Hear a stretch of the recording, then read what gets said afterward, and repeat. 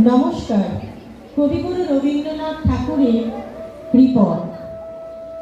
আমি ভিক্ষা করে ফিরতেছিলেন গ্রামের পথে পথে। তুমি তখন চলেছিলে তোমার স্বর্ণরথে। অপূর্ব এক স্বপ্ন সম লাগতেছিল চক্ষে মম। কি বিচিত্র শোভা তোমার, কি বিচিত্র সাজ। আমি মনে ভাবিতেছিলাম কি কোন মহারাজ।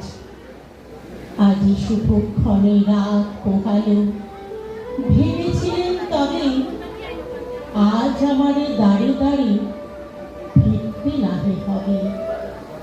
বাহির হতে নাহি হতে কাহার দেখা পেলেন পথে।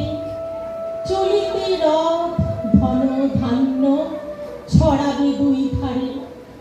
মুঠা মুঠা কুড়িয়ে নেব নেব ভারে ভারে। দেখি সহসা রথ থেমে গেল আমার কাছে এসে। আমার মুখপানে চেয়ে নামলে তুমি হেসে। দেখে মুখের প্রসন্নতা জুড়িয়ে গেল সকল ব্যথা। হেনকালে কিসের লাগে তুমি অবসর।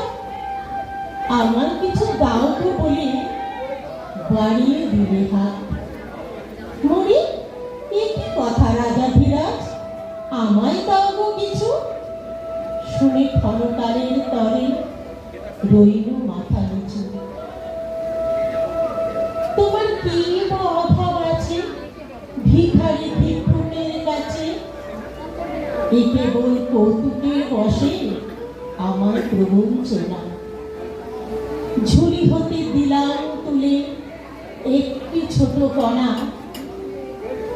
যবে পাত্রখানি ঘরে এনে উজাড় করি, এটি ভিক্ষা মাঝে একটি ছোট সোনার কণা দেখি। দিলেন যা রাজ ভিখারিরে স্বর্ণ হয়ে এলো ফিরে। তখন কাঁদি চোখের জলে দুটি নয়ন ভরে। তোমায় কেন দিনই আমার সকল শূন্য করে। নমস্কার।